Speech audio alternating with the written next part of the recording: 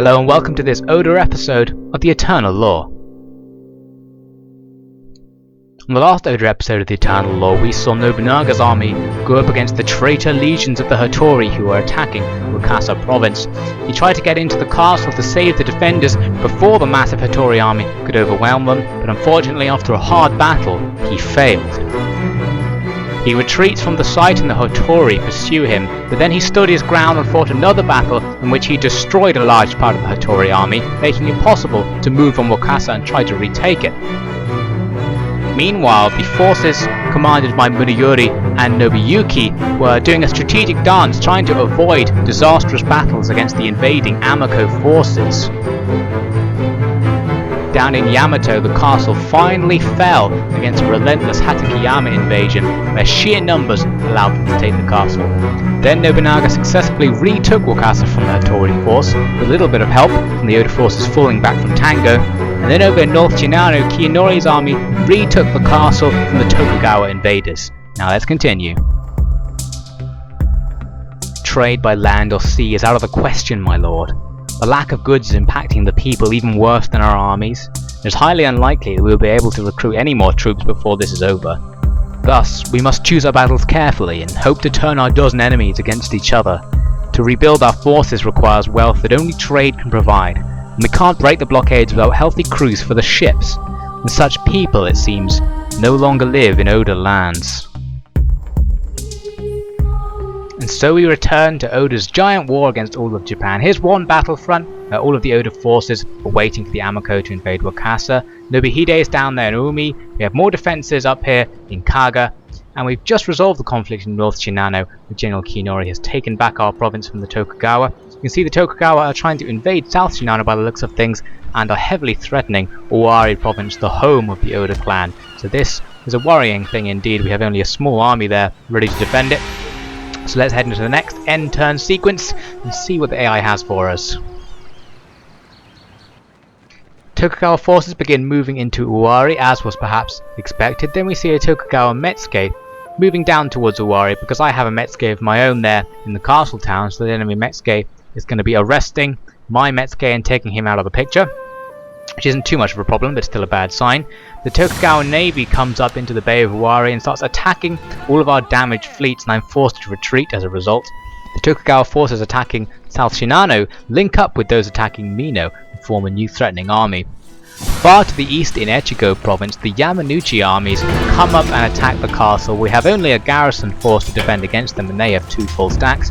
No hope at all to auto-resolve the conflict, and as you can see, we are defeated decisively. So Echigo has fallen to the Yamanouchi, and you can see the Yamanouchi immediately start moving forces towards North Shinano. They are not going to give us a chance to recover.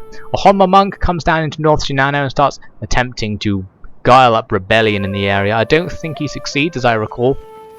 Now we see Honma forces moving down towards Hida province, but they didn't have quite enough movement points to attack the castle, so now they're just hovering in an attacking position. Now we're getting all these messages telling me that all my agents have been arrested, which is bad news, but not really the worst news that could have happened in this situation. Overall, the end turn sequence went okay. Nobuhide's army was sabotaged, which is a bit annoying, which means I can't move Nobuhide out of Umi province this turn, so I'm simply going to have to reinforce that position to deal with the fact that it's being heavily threatened. I'm moving some of the forces from North Shinano down towards South Shinano, because it looks like that Tokugawa army that just formed up in Mino has decided to move east towards South Shinano, so I was expecting an invasion anytime soon. Back up in North Shinano, I moved Kiyanori's main force out and start moving him west towards the Honma army that is threatening Hida province. Only Kiyanori can stop this Honma army, however it will leave North Shinano relatively defenseless, so we just have to hope that its large province size will defend it against attack by simply letting me know when the attackers are coming a turn or two in advance. The enemy Honma army here appears to be consisting quite a lot of archery units, has at least 5 or 6 there at the front. A lot of units we don't know about, some of which are ninja units. An interesting looking army, so we're going to have to see what we do about that in the meantime. I didn't want to attack straight away because Kiyanori's army isn't actually that powerful. I wanted to weigh up my options a bit. Here we can see the massive Amako army ready to attack Tango province, and assumably planning to come down into Wakasa anytime soon. Now, it would be ideal for me to have the whole Oda main force here stand to defend against them. However, my home provinces are in too much trouble for me to leave all my forces up there, so I'm moving Nobunaga and a small army back down towards Mino to help defend it. He's also in a position to support Umi in the next turn, should he need to, from where he is now. Back up near Wakasa, I really just need to get my forces into ambush positions. This way I can attack the Amako armies one by one, rather than potentially having to face 4 or 5 armies simultaneously.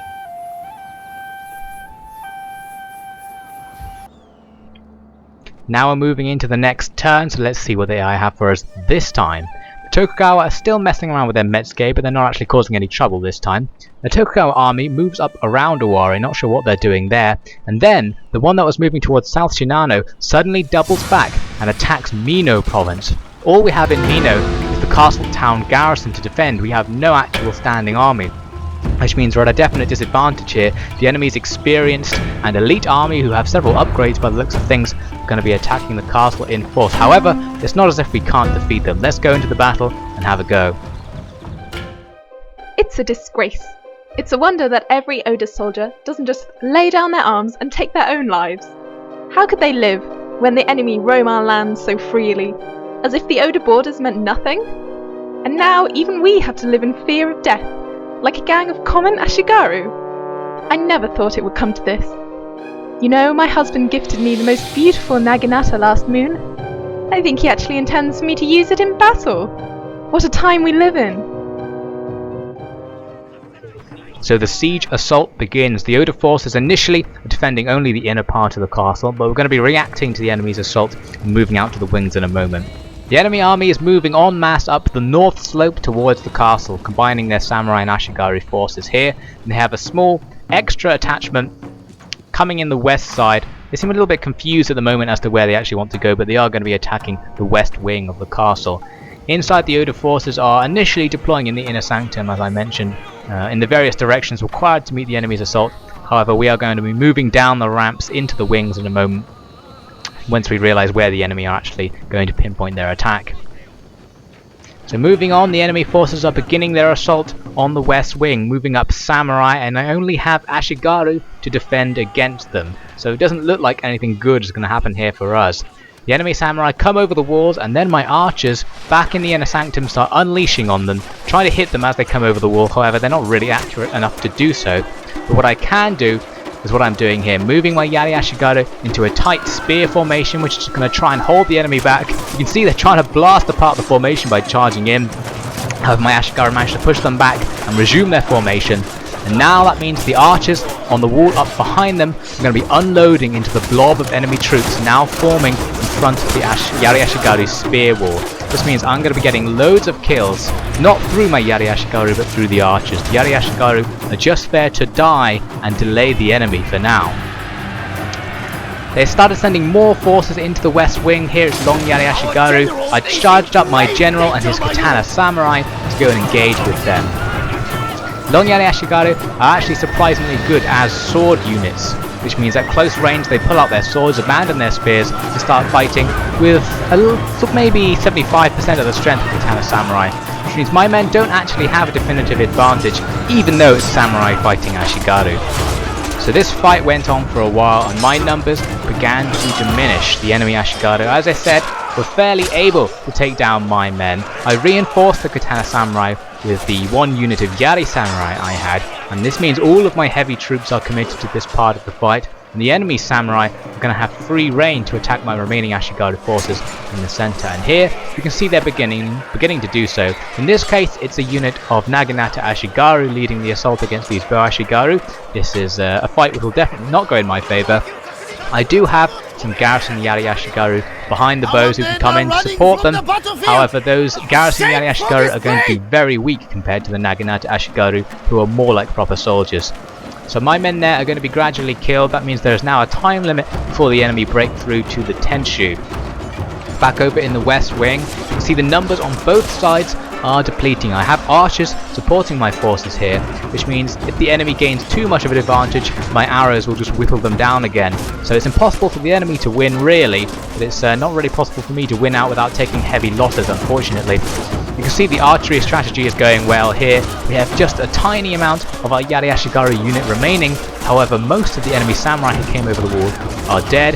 There's just a few score left here, and they're being cut down every second they waste trying to engage with these Yari Ashigaru.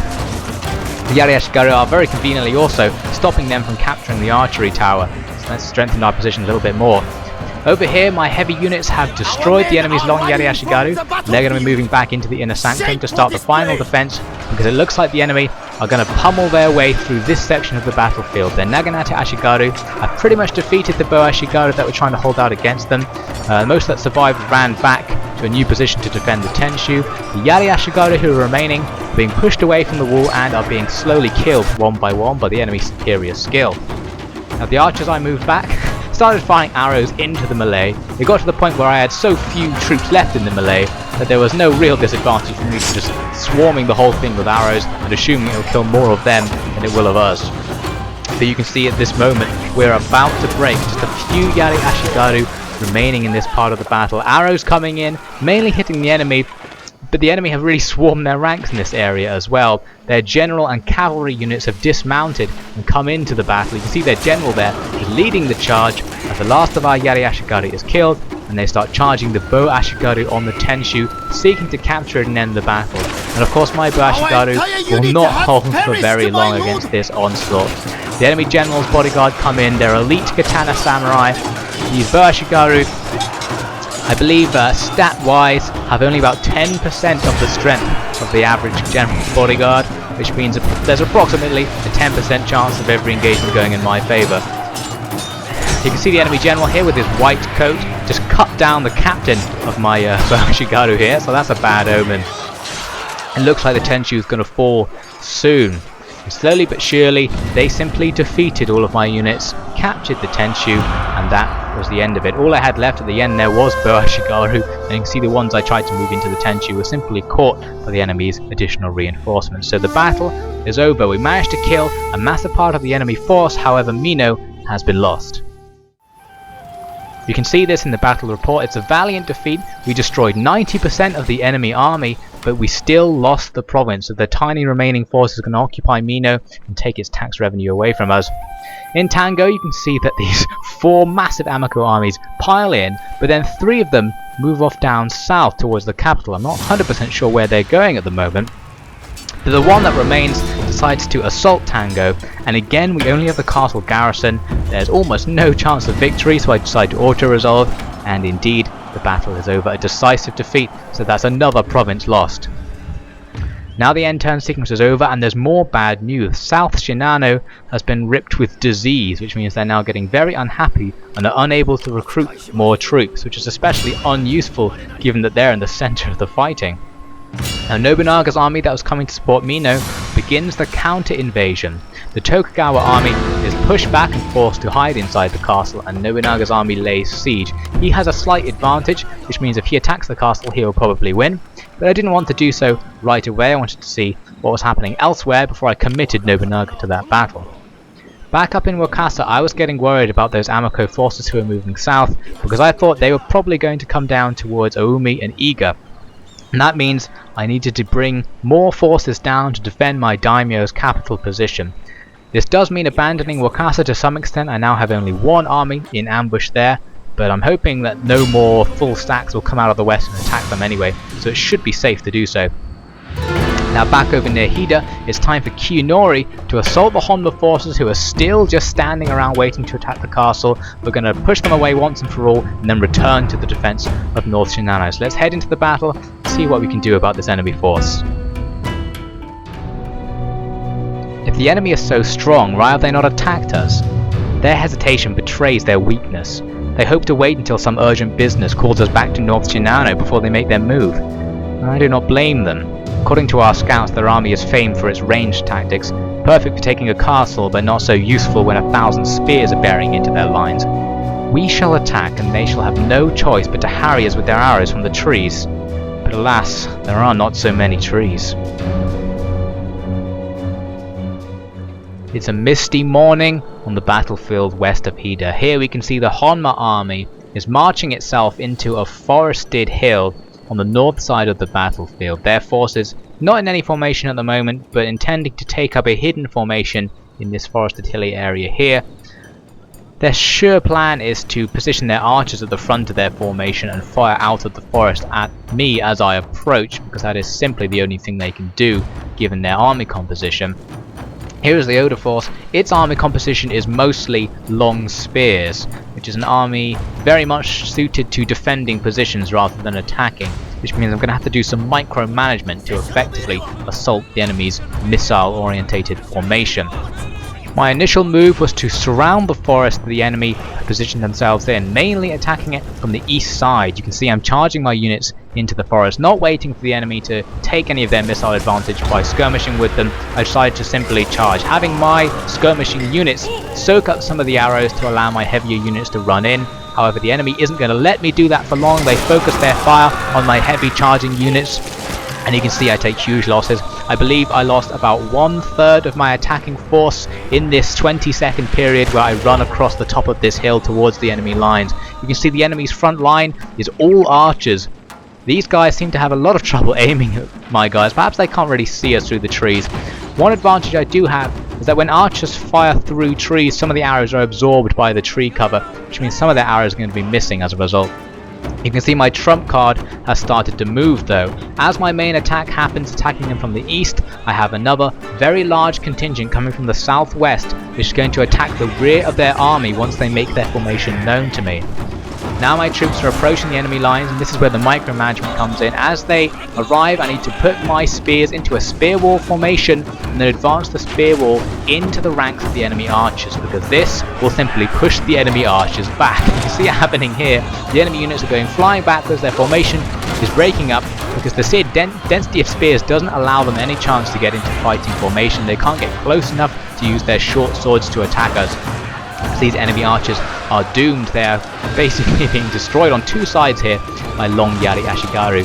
The enemy finally respond by moving up the first of their melee units. Most of them turned out to be Yari Ninja. Yari Ninjas are more suited to quick charges than prolonged engagements, which means they're going to be at a disadvantage because the only way to break through a spear wall is via prolonged engagement, and they're not really in a position to flank me because my army has a numerical advantage in a wider formation.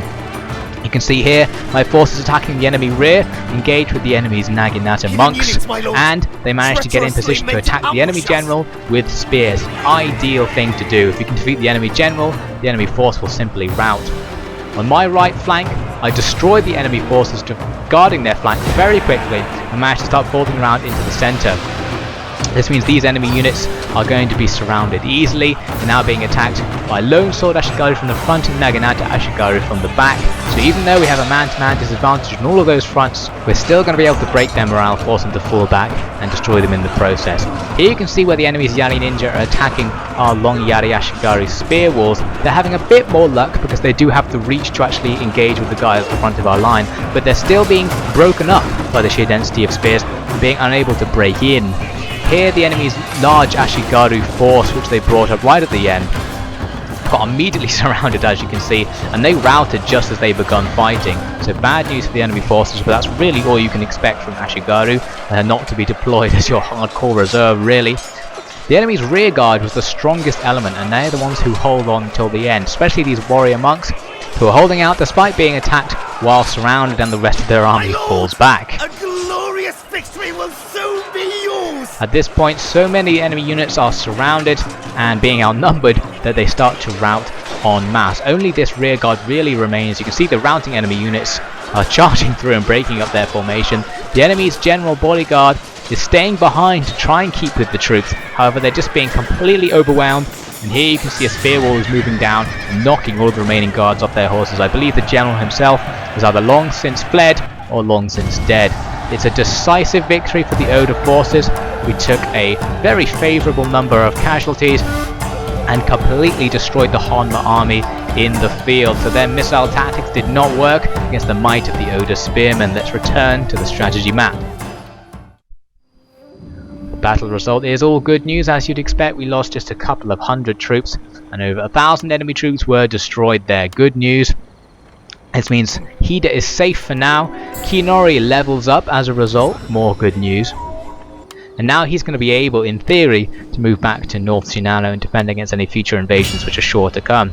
At first I wanted him to move on and finish off the Honma survivors. However, the Yamanouchi Metsuke, who's standing on the bridge, for some reason forced them to fall back, which meant their auto route was planned as going all the way around Echigo to come and attack the enemy from the north. Such a stupid idea was not going to slip by me, so I simply abandoned the idea of attacking the Hida survivors. They're probably not going to cause too much damage anyway.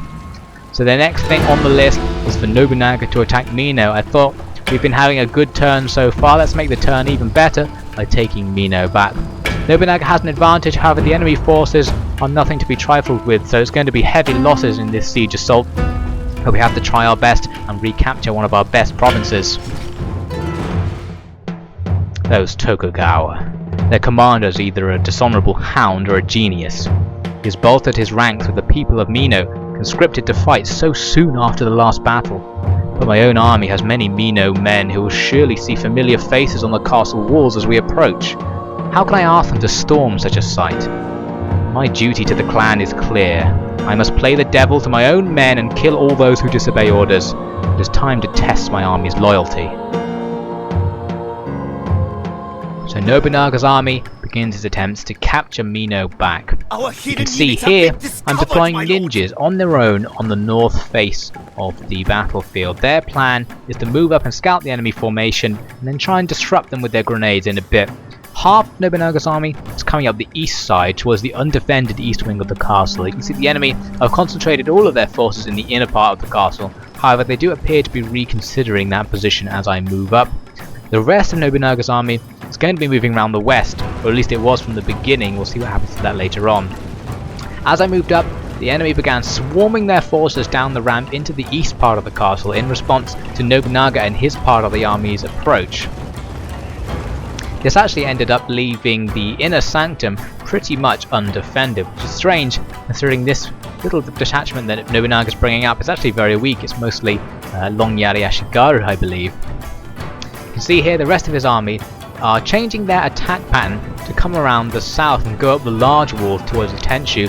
This is just because the enemy have left so few forces in the middle. I wanted to exploit this.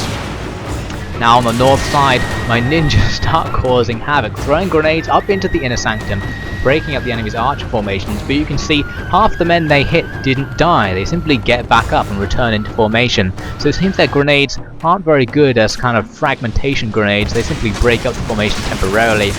However, I wasn't going to let that stop me, exploiting this opportunity to attack the enemy general who came very near to my ninjas, and I just told them to use all of their grenades on the enemy's general bodyguard.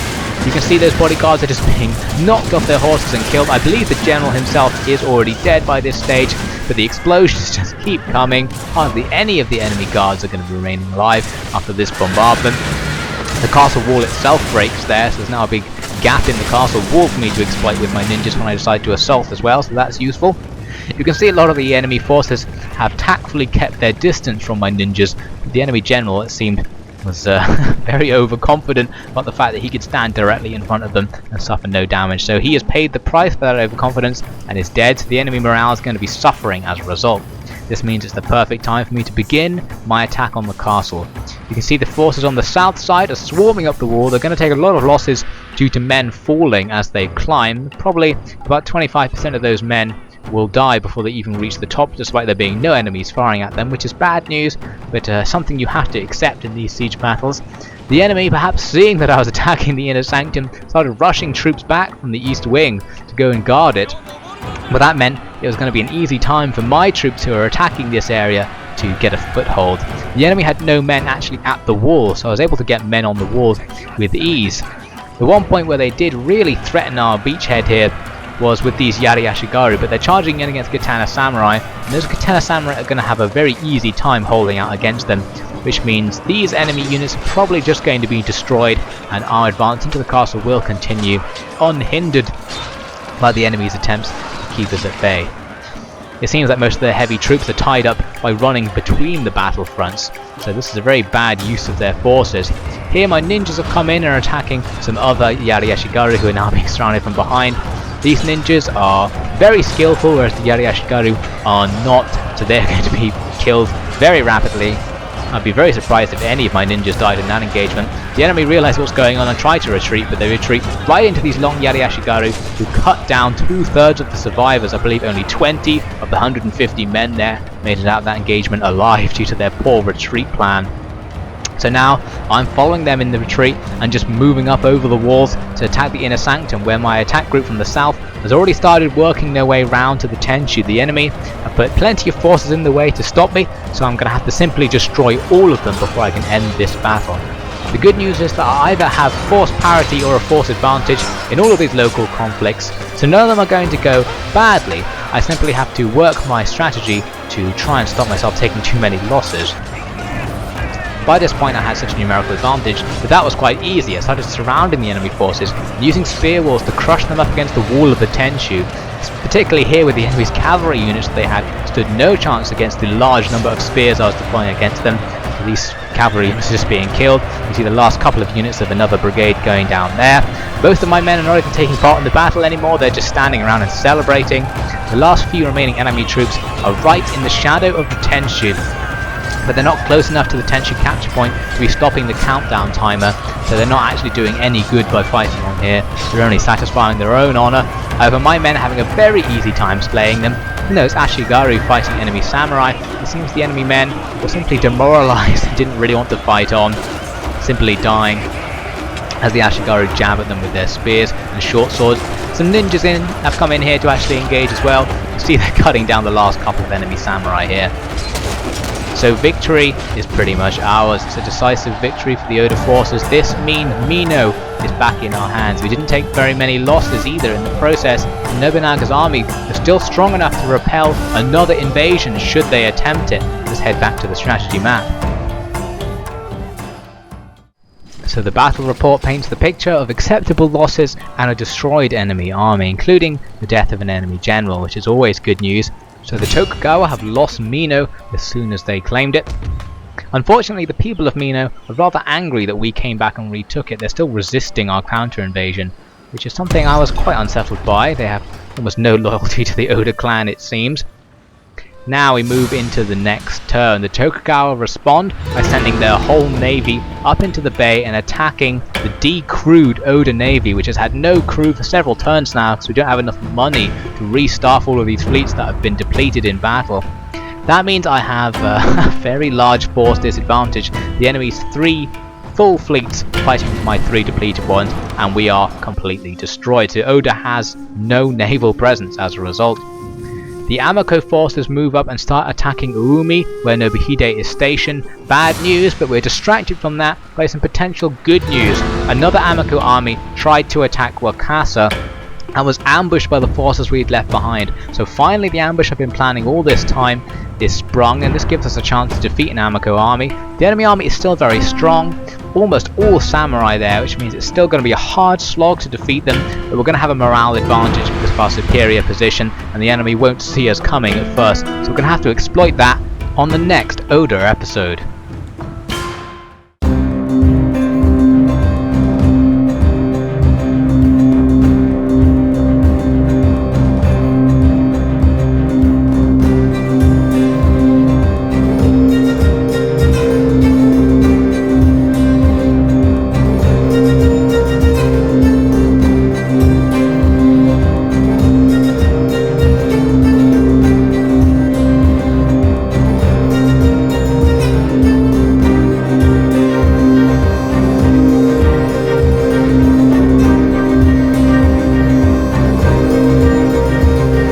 That's all for this episode. Find out what happens when the Takeda are betrayed by their greatest ally next time on The Eternal Law.